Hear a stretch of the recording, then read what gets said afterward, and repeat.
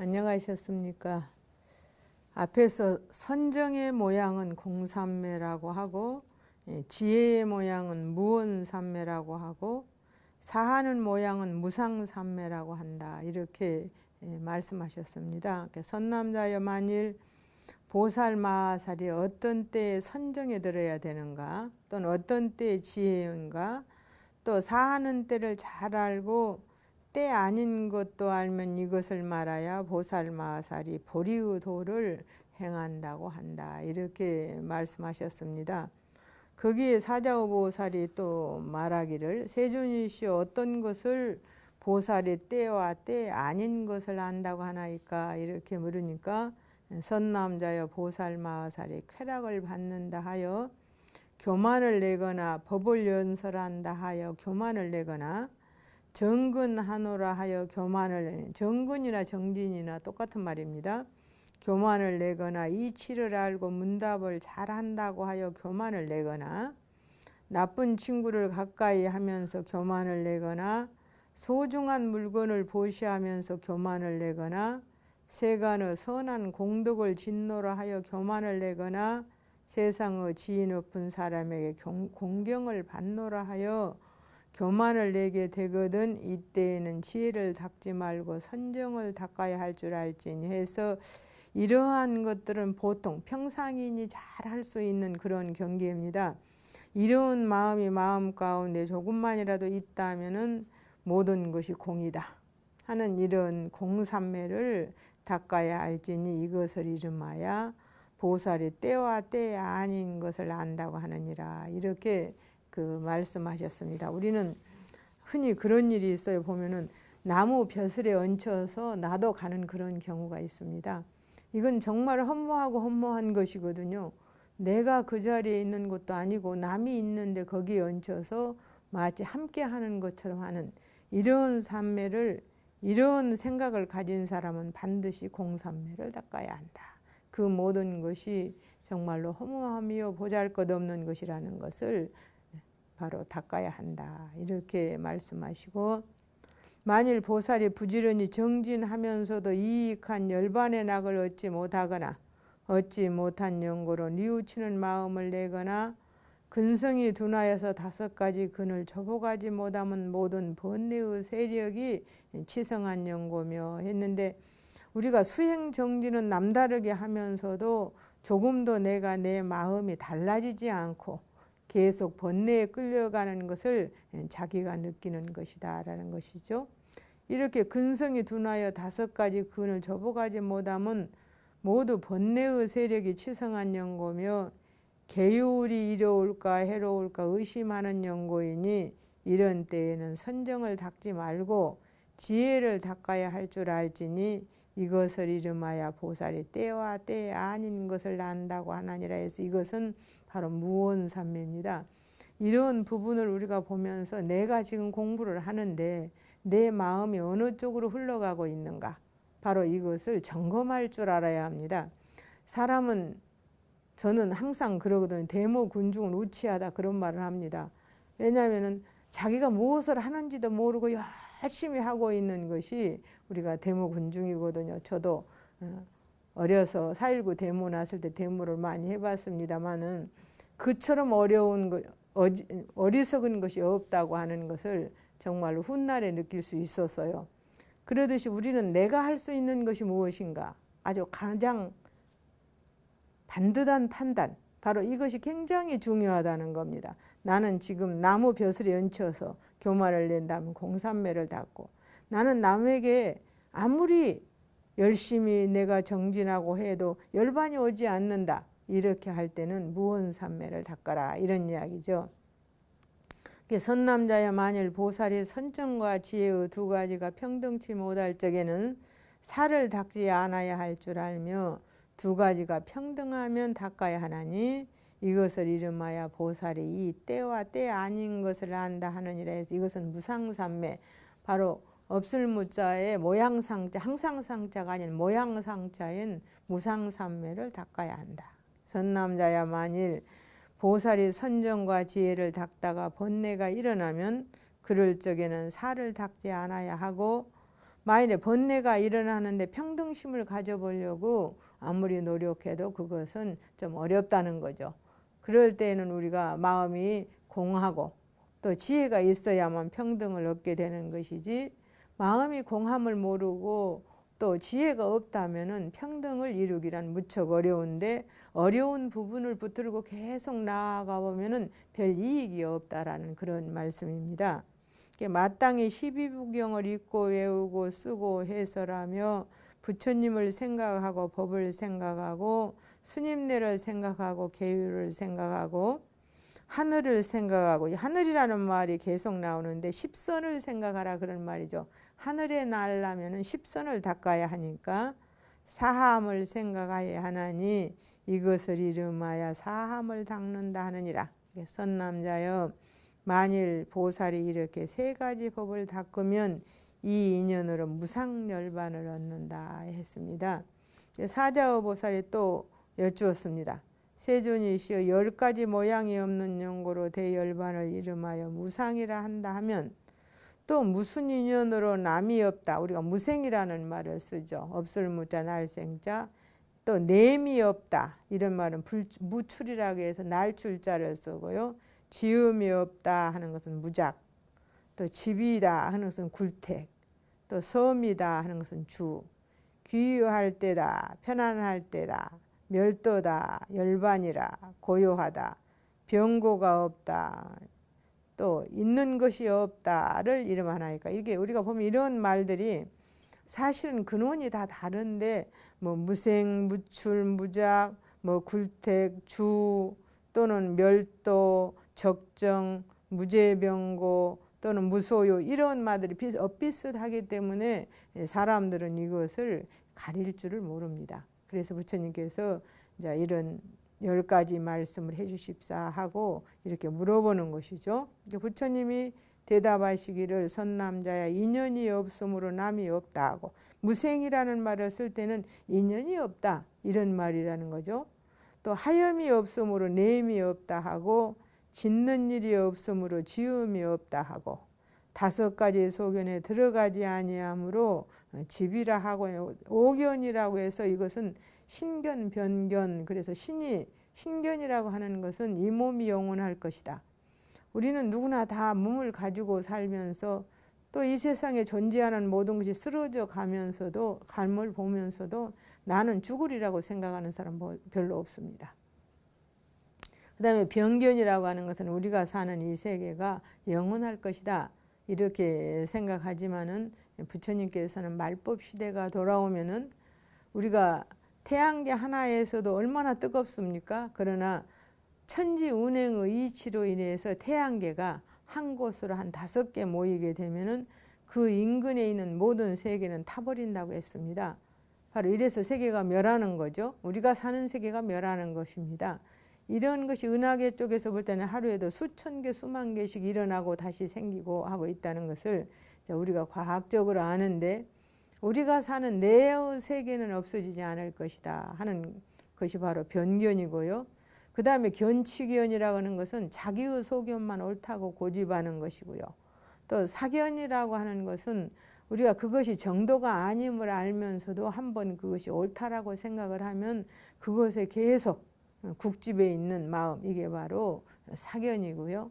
그 다음에는 계금치견이라고 해서 우리가 세상을 살아가면서는 해야 될 것과 하지 말아야 될 것을 분명히 말하지만은 그 자체에 얽매여 버리는 이런 것을 계금치라고 하는데, 불교에서는 계는 밭대에 지범계차 할 줄을 알아라 그렇게 말씀하십니다. 어느 때에는 이 계를 정당히 목숨을 버리는 한이 있더라도 가질 줄 알아야 되고, 어떨 때는 열어버려야 되고, 열어버린다는 것은 자유롭게 하는 것이죠. 어떨 때는 막고, 또 어떨 때는 그 자체를 그냥 두는 이런 상태로 방법을 쓸 줄 아는, 방편을 쓸 줄 아는 계라야 참으로 온 계인데, 이런 계의 국집에서 절대 그렇게만 한다라고 생각하는 것, 이런 것이 계금치, 이것을 사계라고도 합니다. 그래서 이 5가지 소견에 들어가지 아니하므로 집이라 하고, 4가지 폭포수를 여의었으므로 섬이라 하고, 중생을 조복함으로 귀의할 때라 하고, 번뇌의 도적을 깨뜨렸으므로 편안하다 하고 번뇌의 불이 꺼졌으므로 멸도라 하고 각관이라고 하는 것은 분별입니다. 각관을 여의었으므로 열반이라 하고 시끄러운 것을 멀리하였으므로 고요하다고 하고 죽는 일을 아주 끊었으므로 병고가 없다 하고 온갖 것이 없으므로 있는 것이 없다 하느니라. 선남자야 만일 보살마살이 이런 관찰을 할 때에는 부처 성품을 분명히 보게 된다 해서 앞에서 말한 무생, 무출, 무작, 굴택, 주 또는 멸도, 적정, 무죄병고, 무소유에 대한 것의 설명입니다. 세존이시여 보살마살이 몇 가지 법을 성취하면 이러한 무상열반과 내지 있는 것이 없음을 보나이까 하니까 부처님께서 대답하시기를 선남자여 보살마살이 10가지 법을 성취하면 무상열반과 내지 있는 것이 없음을 분명히 본다. 무엇을 열이라 하는가? 하나는 믿는 마음이 부족하면이 어떤 것을 이름하여 믿는 마음이 부족하다 하는가? 부처님과 법과 스님네는 항상 하지만은 시방의 부처님이 방편으로서 모든 중생과 이찬티카들이 모두 부처 성품이 있다고 보이신 줄을 믿고 열애어 나고 눕고 병들고 죽음 고행하심과 대바다타가 참으로 화합성을 파하고 부처님 몸에 피를 낸 거 열애가 필경에 열반에 들어서 바른 법이 없어진다는 일을 믿지 아니하나니 이것을 이름하여 보살이 믿는 마음이 부족하다고 하느니라 해서 처음은 신을 말씀하셨습니다. 우리가 부처님 법을 듣는 모든 것은 우리가 체험한 경계가 아니고 부처님이 체험하셔서 우리 중생에게 가르쳐준 경계이기 때문에 신이 아니면은 그곳으로 들어갈 수가 없습니다. 마치 농부가 콩을 한 말 가지고 밭에다 뿌리는 것은 한 말의 콩을 버리는 것입니다. 그러나 그 한 말의 콩이 다시 싹을 틔워서 콩이 열리면은 한 말의 콩이 한 가마가 될 수 있다는 것을 믿기 때문에 농부는 한 말의 콩을 땅에 그대로 버립니다. 그거와 같이 믿음이라고 하는 것은 어떤 우리가 눈으로 귀로 보고 듣고 가능한 것에 대한 믿음이 아니라 반드시 그럴 수 있다는 진리의 믿음이기 때문에 제일 먼저 중요한 것은 믿음이다라고 말씀하시는 거죠. 두 번째는 깨끗한 계행이 부족함이다 하는 것은 신구의 삼업을 잘 다스리는 것을 이야기하는 거예요. 우리가 계행이라는 것은 이것은 하지 마라 저것은 하라의 어떤 부정과 긍정을 놓고 말하는 것이 아니라 내가 이 세상에 살아가면서 남에게 결코 한 가지라도 어렵고 힘들게 하지 않으면 계행을 잘 지킨 겁니다. 나로 인해서 모든 사람이 조금 더 괴로워하지 않는다면 나는 세상을 잘 사는 것처럼 그것도 신구의 삼업, 아름다운 말, 부드러운 말씨, 청정한 몸짓, 또 착한 마음, 따뜻하고 착한 마음이 있다면 그것은 계행을 부족한 것이다. 이렇게 보는 거죠.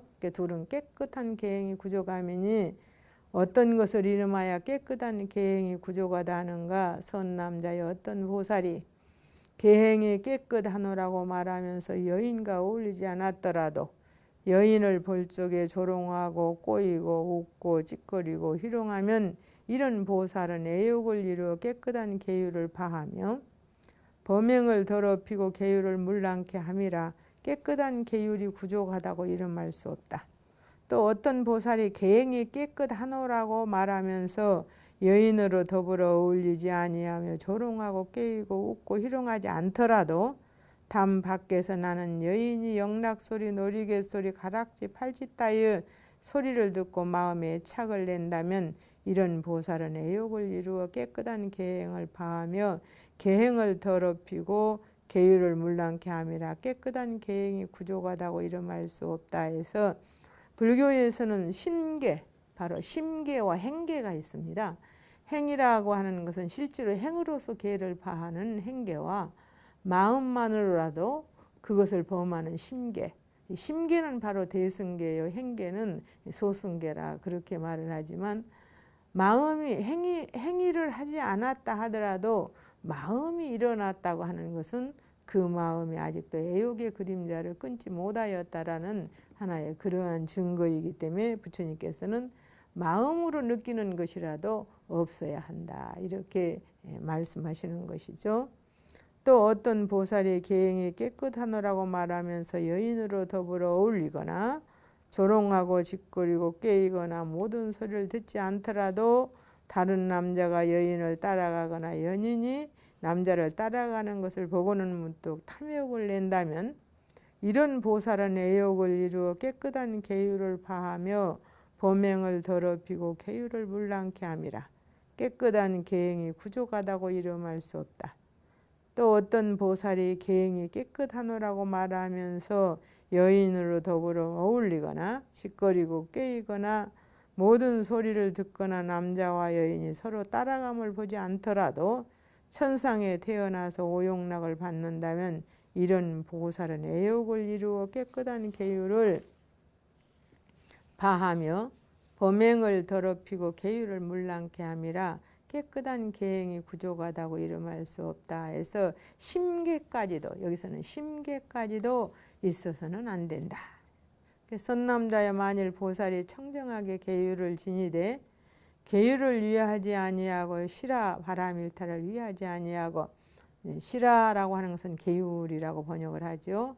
중생을 위하지 아니하고 이양을 위하지 아니하고 보리를 위하지 아니하고 열반을 위하지 아니하고 성문과 벽지부를 위하지 아니하고 오직 가장 훌륭한 제의를 위하여서 그 많은 계율을 보호하여 가진다면 선남자야 이것은 보살의 깨끗한 계율이 부족하다고 이름한다 해서, 계율에는 섭유루계라 해서 신구의 삼업을 잘 다스리는 섭유루계가 있고, 그 다음에 섭선법계라고 해서 우리가 선법을 장량하는 법계, 이거는 뭐냐면 우리가 계율을 정말로 잘 지킨다는 것은 섭유루계인 신구의 삼업뿐만이 아니라 모든 선을 중생에게 자비를 베풀 수 있는 마음이 없다면은 계율을 지키는 것이 부처님은 아니라고 하셨고, 또 섭중생계라고 해서 일체 중생을 제도하는 대자비심이 아니면은 그것도 계율을 지키는 것이 아니라 해서 이 삼치정계를 지키는 자만이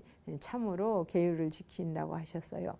섭유룩이란 자신의 신구의 삼업을 다스리는 것이요, 섭선법계라고 하는 것은 내 몸의 모든 업장을 제하여 선법을 기르는 것이고, 섭중생계라고 하는 것은 모든 중생이 부처의 세계로 갈 수 있는 그런 길을 만드는 보살도를 행하는 것이 바로 섭중생계입니다. 셋째는 선지식을 친근하미니, 선지식이라 함은 믿음과 계율과 많이 아는 것과 보시 지혜를 말하여 사람들로 하여금 받아 행하게 함이라. 이것을 이름하여 보살의 선지식이라고 한다. 네 번째는 고요함을 좋아하미니, 고요하다는 것은 몸과 마음이 고요하여 모든 법의 깊고 깊은 법계를 관찰하미니 이런 것을 이름하여 고요하다 한다. 우리가 마음이 고요하다고 하는 것은 어느 정도까지 고요할까? 한번 선정산매 한번 들어가 보시면요, 바다가 아무리 깊다 하더라도 마음의 깊이만큼 깊을까? 그럴 수 있어요.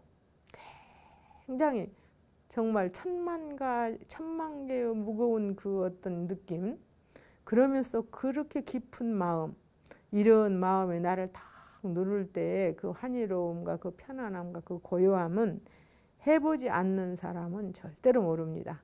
바로 그것이 어떻게 보면 어떤 세상은 낙보다도 더 즐거운 낙이 될 수 있는 거죠.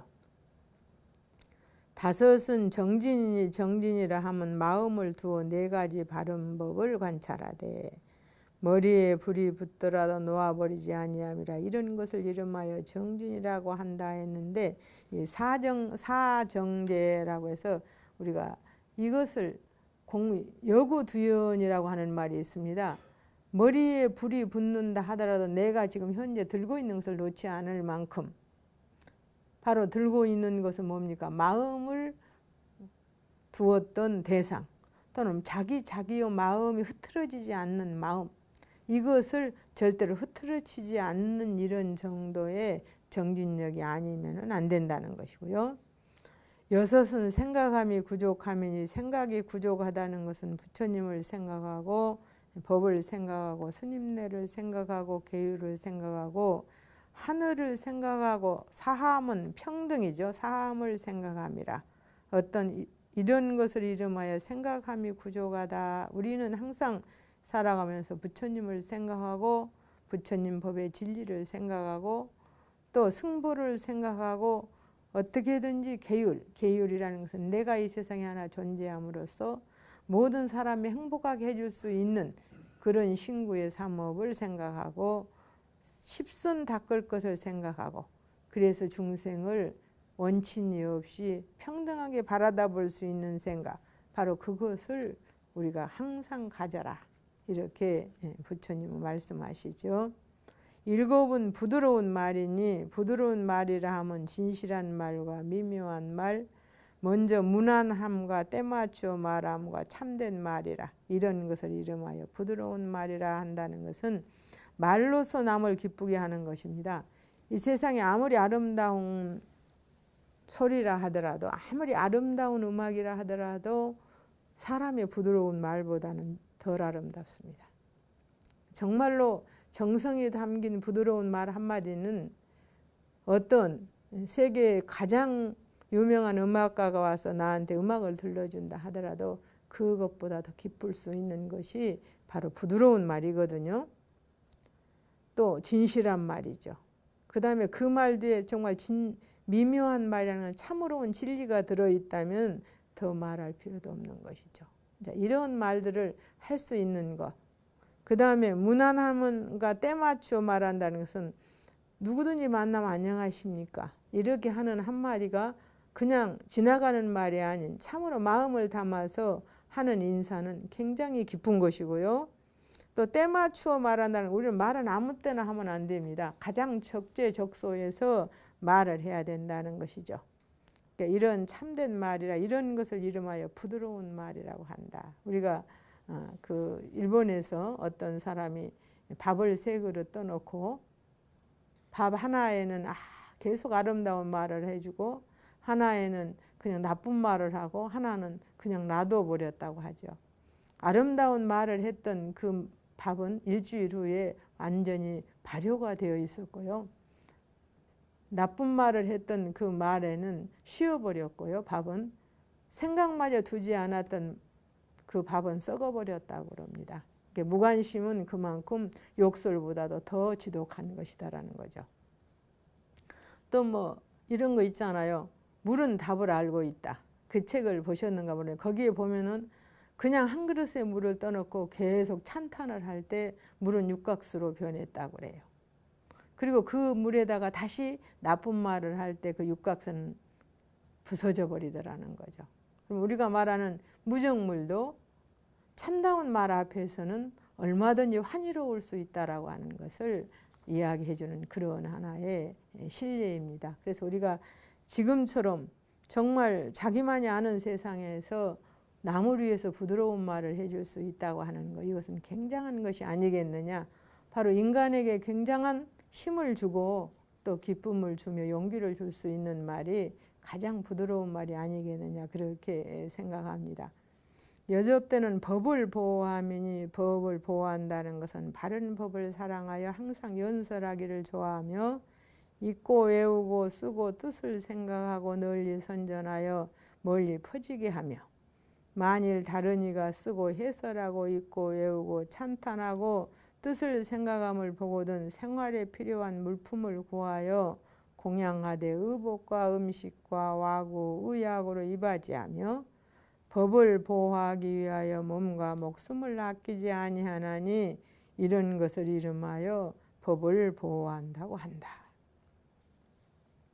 9번째는 보살마하살이 함께 배우고 함께 계를 받는 이가 부족한 것이 있음을 보거든 바루나 모든 옷이나 간병에 필요한 의복과 음식, 와구, 방 같은 것을 다른 데서 빌려서라도 공급하는 이런 것이다. 이건 일종의 보시에 들어가는 것이죠.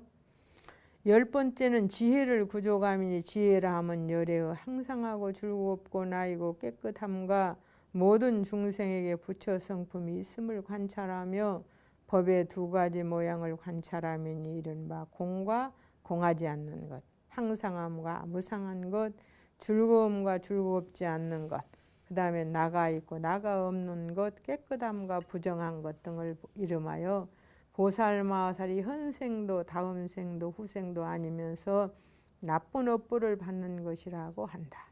선남자야, 이 현급 동안에 우리가 살고 있는 지금 현급 동안에 여인의 몸, 나쁜 몸, 탐욕의 몸, 성내는 몸, 어리석은 몸, 질투하는 몸, 간탐하는 몸, 어린 몸, 속이는 몸, 속박하는 몸을 받느니라.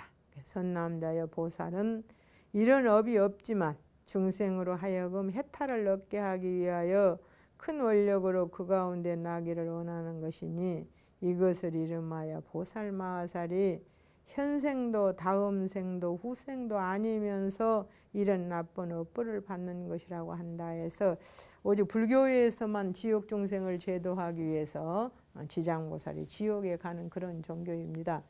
다른 종교는 지옥 중생을 건져내기 위해서 그 지옥에 가는 그런 말은 없어요. 다만 불교만이 가 있는 지옥 중생을 제도하기 위해서 지옥에 간다. 그 지장보살의 현신은 부처님의 천백억과신 중에 하나에 들어가는 것입니다.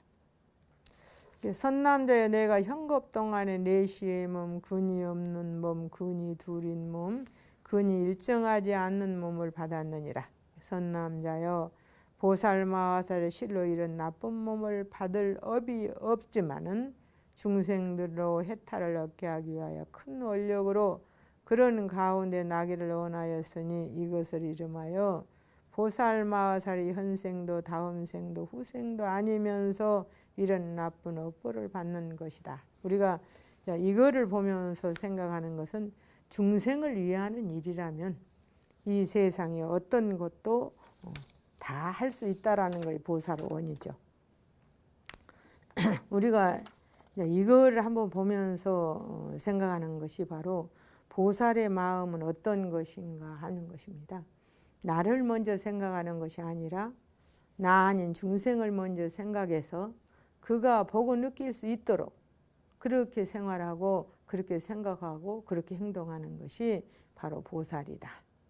우리는 반드시 좋은 경계에 의해서만 마음을 깨달아가는 건 아닙니다. 나쁜 경계에 의해서도 지혜로운 자는 얼마든지 마음을 깨달아갈 수 있다. 근데 역경과 순경이 있는데 역경에서는 반드시 저는 반반이라고 생각해요. 좋은 것과 나쁜 것을 반반으로 얻을 수 있지만 순경계에서는 절대로 얻을 수 없습니다. 역경계를 잘 이용하면 이런 것은 하지 말아야겠다. 이렇게 하니까 이렇게 괴롭구나. 이런 과보가 어디에서 왔을까. 이렇게 우리가 하나씩 추구해 간다면 그 역경계는 정말로 좋은 순경계가 되는 것인데 좋은 경계에서 그런 마음을 왜 이렇게 나에게 즐거움이 있을까라고 생각하는 사람은 거의가 없습니다. 중생세계에서는 당연한 것처럼 받아들여 버리는 것이죠. 그래서 선남자야, 나는 또 현겁에서 외도 니건자의 법을 익히고 그 법을 믿었으므로 보시도 없고 사당도 없고 보시와 사당의 과보도 없고 선한 법 악한 업도 없고 선한 업에 악한 업의 과보도 없고 현재의 세상도 없고 미래의 세상도 없고 이것도 없고 저것도 없고 성인도 없고 변화하는 몸도 없고 도와 열반도 없느니라. 선남자여, 보살이 실로 이런 나쁜 업이 없었지만은 중생들로 하여금 해탈을 얻게 하기 위하여 큰 원력을 이룬 삿된 법을 받는 것이니 이것을 이름하여 보살마살이 현생에 다음 생도 후생도 아니면서 이 나쁜 업보를 받는 것이니라.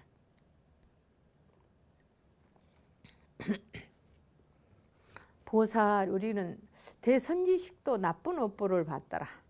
이렇게 느낄지 몰라요. 그렇지만 대선지식이 나쁜 업보를 받는 것이 아니라 스스로 그 가운데에 들어간다는 것. 이것이 다르죠.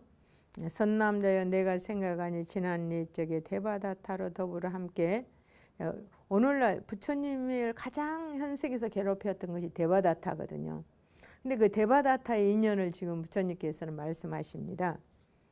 장사치의 두목이 되어 각각 500의 장사꾼이 있었는데 이익을 위하여 바다에 들어가 보배를 따다가 나쁜 인연으로 폭풍을 만나서 배가 파손되고 친구들이 모두 죽었으나 나와 대바다 탐하는 살생하지 않는 과보로 장수할 팔자가 되어 바람에 불려서 함께 육지에 이르렀더라.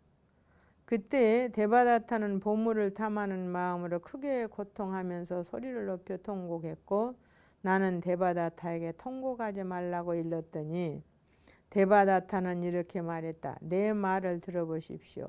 어떤 가난뱅이가 하도 빈궁하고 공고하여서 무덤들이 있는 데 가서 송장을 붙들고 말하기를 그대가 나에게 죽음의 낙을 준다면 나는 그대에게 가난한 목숨을 주겠노라 하였소.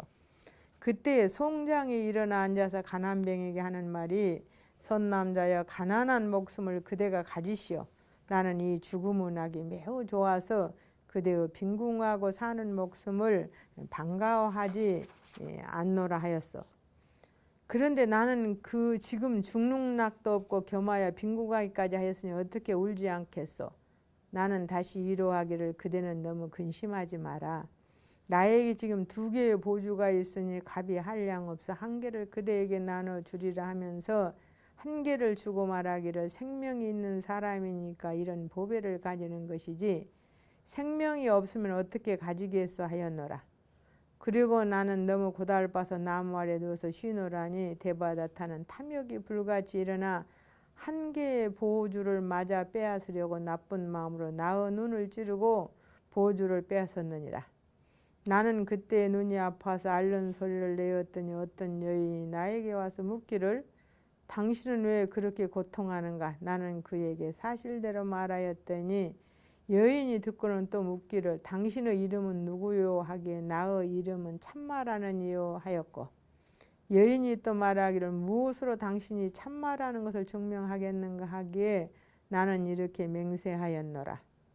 내가 만일 대바다타에게 원통한 마음이 있으면 내 눈이 지금 모양으로 영원히 소경이 될 것이고 원통한 마음이 없으면 눈이 도로 온전하게 될 것이요 하였더니 말을 마치기도 전에 눈이 예전과 같이 되었느니라. 선남자야 이것을 이름하여 보살마살이 현세의 과보를 말하는 것이라 하느니라.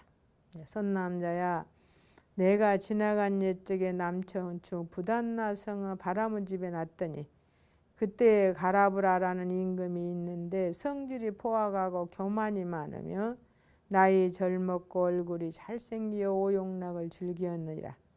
나는 그때 중생을 제도하기 위하여 그 성 밖에서 고요히 앉아 선정에 들었더니 그 임금이 때마침 봄놀이를 하느라고 곤속과 처녀들을 데리고 성에서 나와 구경을 다니다가 나무숲 아래에 용락을 즐기고 있었다. 처녀들은 왕의 곁을 떠나서 구경 다니다가 나에게 왔으므로 나는 그들의 탐욕을 끊기 위하여 법을 말하였더니 왕이 따라와서 나를 보고는 좋지 않는 마음으로 나에게 묻기를 너는 아라한과를 얻었느냐 하기에 나는 얻지 못하였다고 대답하였고 또 묻기를 아나함과를 얻었느냐 하기에 얻지 못하였다고 대답하였고 왕은 또 말하기를 내가 만일 2가지 도가를 얻지 못하였으면 탐욕 번뇌가 구족하였을 터인데 어찌하여 방자하게 나의 처녀를 보느냐 한다.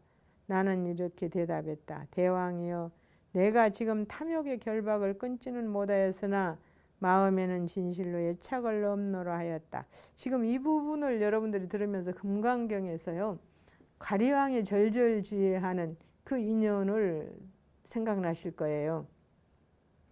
왕은 말하기를 어리석은 사람아 세상에 있는 신선들 기운을 삼키고 과일만을 먹으면서도 여색을 보면 탐심이 생기는데 너는 한창 나이가 젊었고 탐욕을 끊지 못하였거늘 어찌하여 여색을 보고 애착이 없겠느냐 하기에 나는 이렇게 말했다. 대왕이여 여색을 보고 애착하지 아니하면 기운을 삼키고 과일을 먹는 데 딸린 것이 아니요 무상하고 부정한 줄로 생각하는 데 있나이다. 왕은 또 말하기를 남을 업신여기고 비방을 한다면 어떻게 청정한 계율을 지킨다고 말하겠느냐. 나는 대답하기를 대왕이여 만일 질투하는 마음이 있으면 비방도 하려니와 나는 질투하는 마음이 없는데 왜 비방한다고 말하는가? 왕은 또 말하기를 대덕이여 어떤 것을 계행이라 하는가? 대왕이여 참는 것을 계행이라 합니다.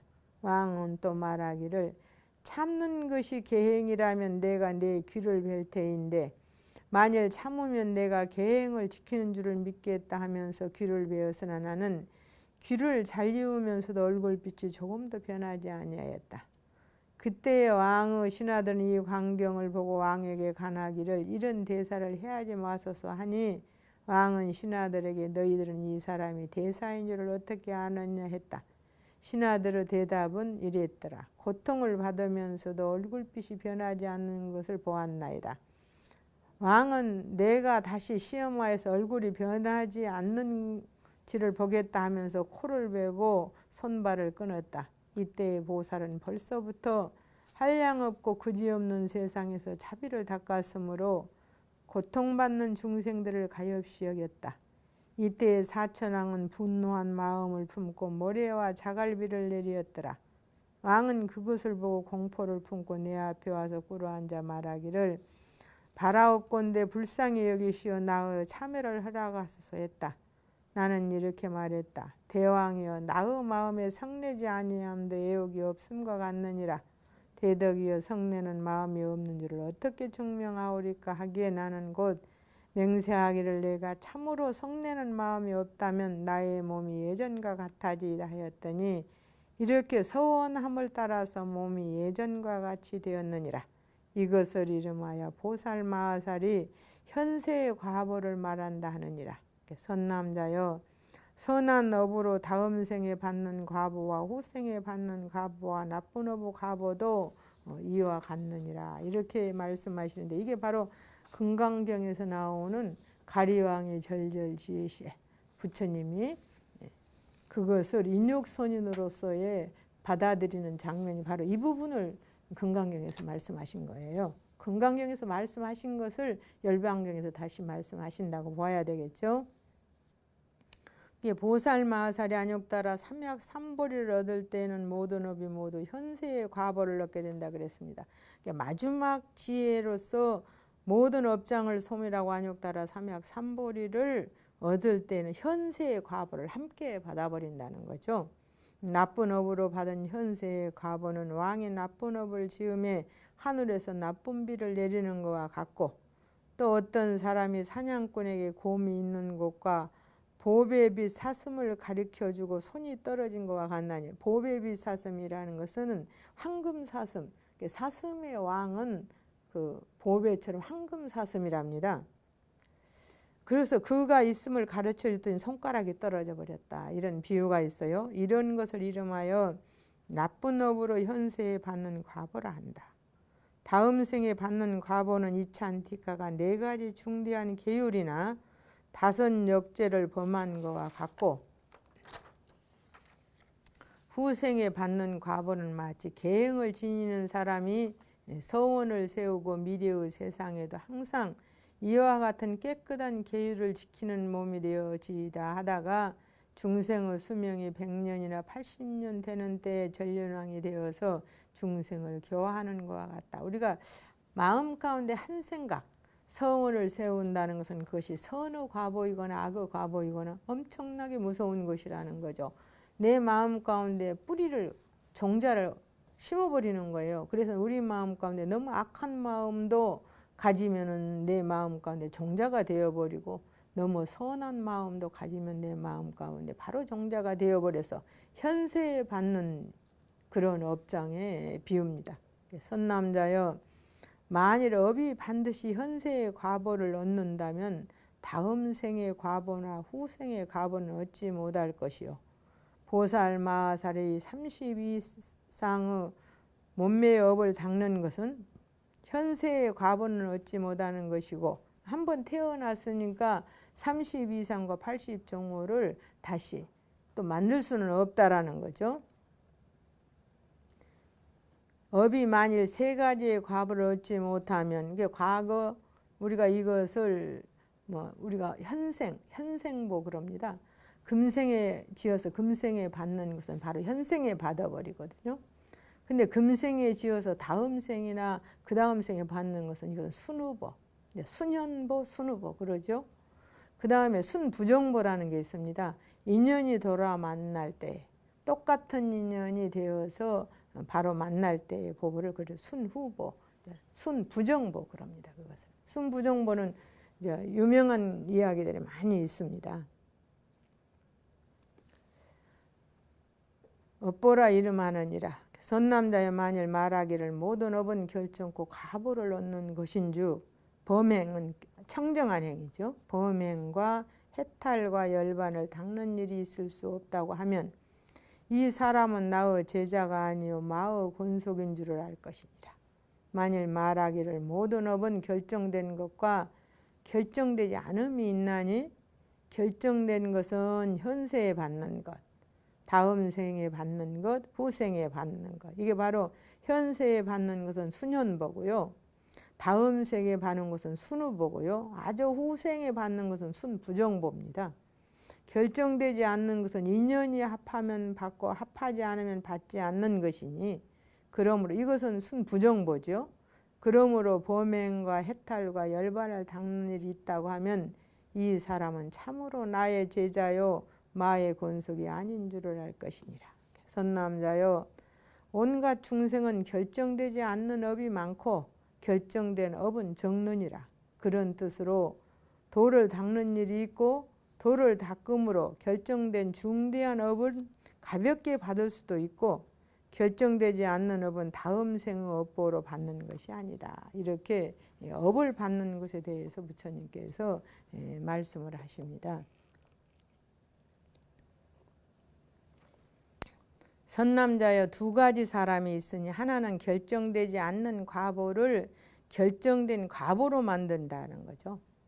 현생에 받을 과보를 다음 생에 받을 과보로 만들고 가벼운 과보를 중한 과보로 만들어서 인간에서 받을 과보를 지옥에서 받는 것이고 우리가 현생의 업은 지어가지고 다음 지옥에서 그 고통을 받는 것이고요.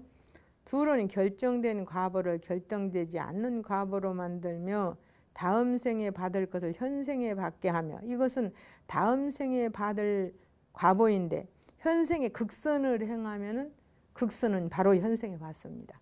극악도 바로 현생에 바로 받아버려요. 또 중한 과보를 가볍게 만들어서 지옥에서 받을 것을 인간에서 가볍게 받는 것이니라. 이러한 두 사람이 하나는 어리석고 하나는 지혜로우며 지혜 있는 이는 가볍게 하고 어리석은 이는 중하게 한다. 선남자야 비유하면 두 사람이 왕에게 죄를 지었을 적에 권속이 많은 이는 죄가 가벼워지고 권속이 적은 이는 가벼울 죄도 중하여지느니라. 그렇죠? 그 사람이 권속이라는 것은 자기에게 딸린 인연들이 많은 사람이 그 사람이 비록 죄를 지었지만은 다른 사람이 많은 선행이 있기 때문에 선행이 있는 사람이 그 사람을 변호해 준다면은 그 사람의 죄가 가벼워지죠.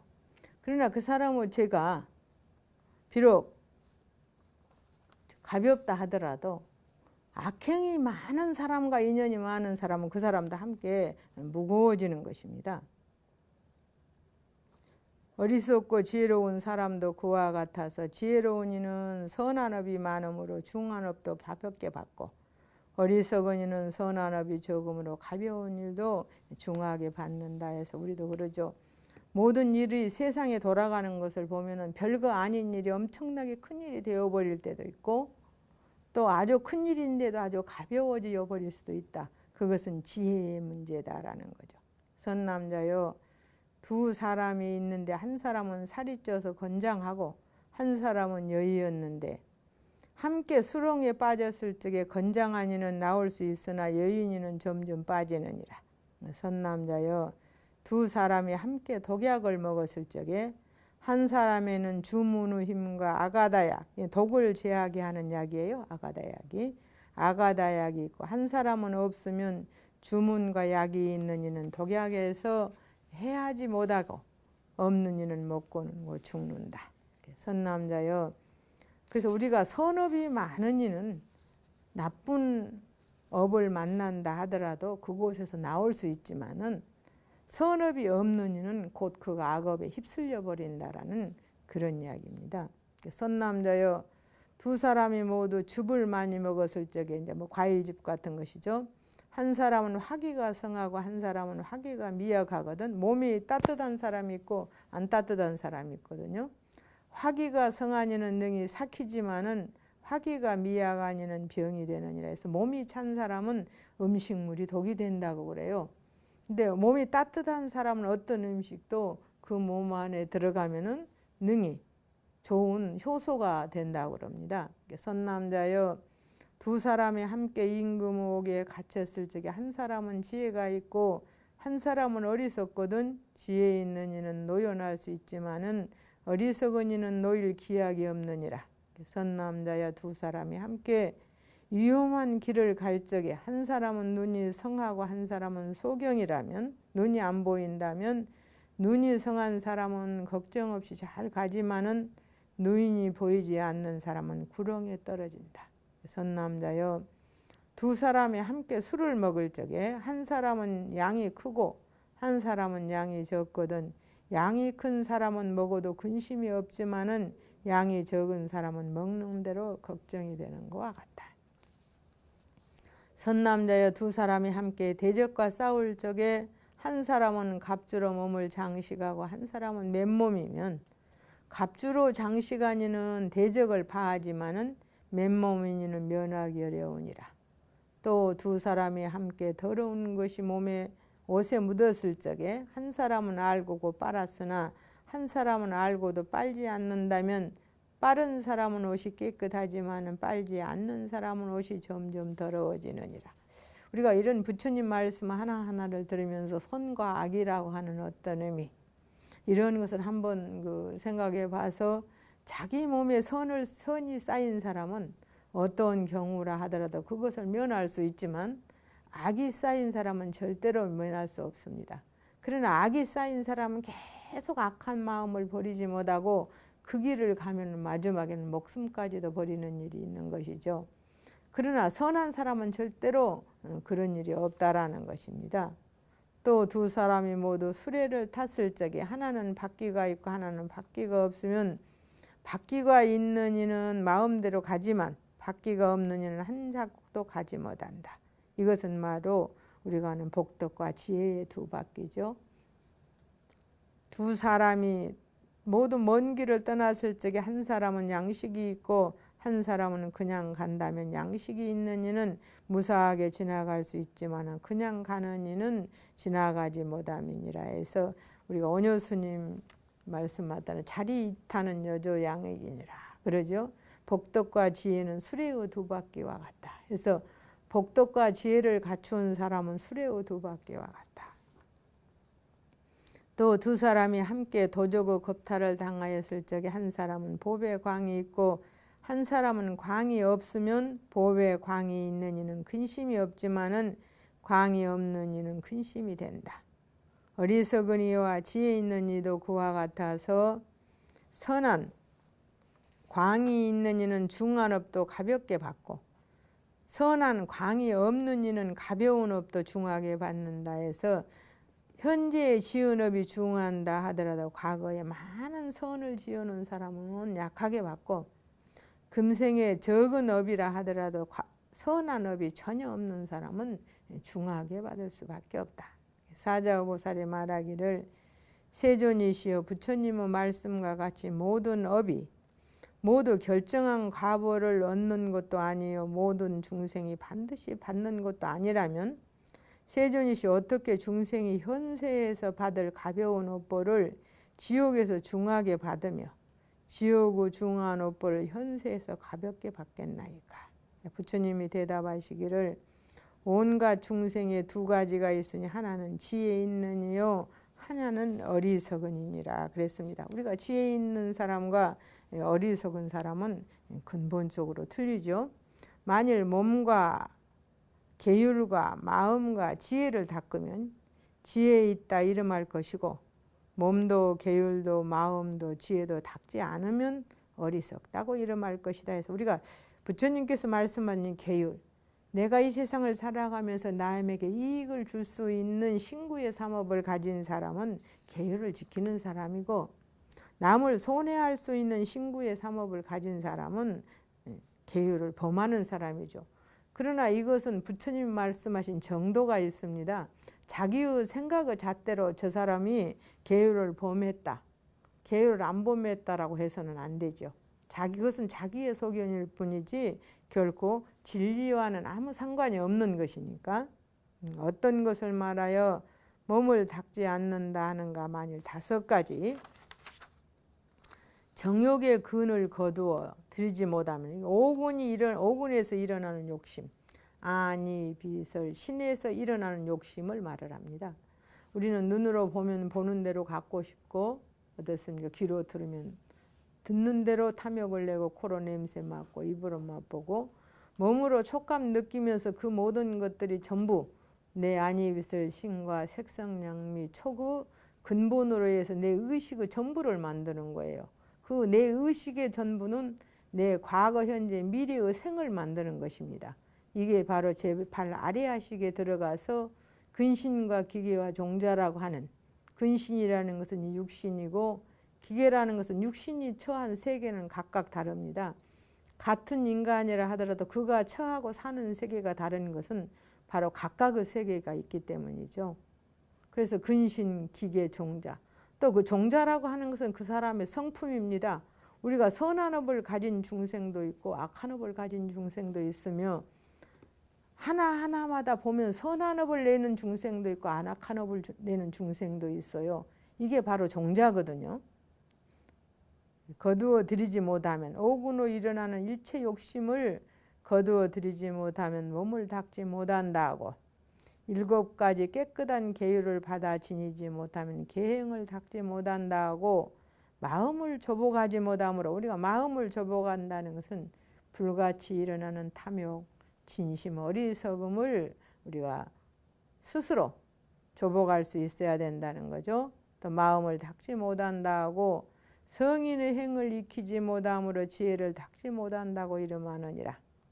또 몸을 닦지 못한다 하면 청정한 계율의 자체를 구족하지 못하며, 계율을 닦지 못한다 하면 8가지 부정한 물건을 받아들이고, 마음을 닦지 못한다 하면 3가지 모양, 삼독이죠. 탐진치 모양을 닦지 못하며, 지혜를 닦지 못한다 하면 범행을 닦지 못함이니라 해서 지혜로운 사람은 결코 나쁜 행을 하지 않는다. 부처님께서는 이런 부분을 들어서 인간이 과연 어떻게 살아야만 보살이 되고 부처님이 된다는 것. 부처님이라는 것은 우리가 행복하기 위해서, 보살이 된다는 것도 행복하기 위해서입니다. 중생이 모두 바라는 것은 행복이거든요. 그래서 우리는 그 행복을 얻기 위한 방법을 부처님께서는 이렇게 말씀하셨습니다. 오늘은 여기까지 하겠습니다. 감사합니다.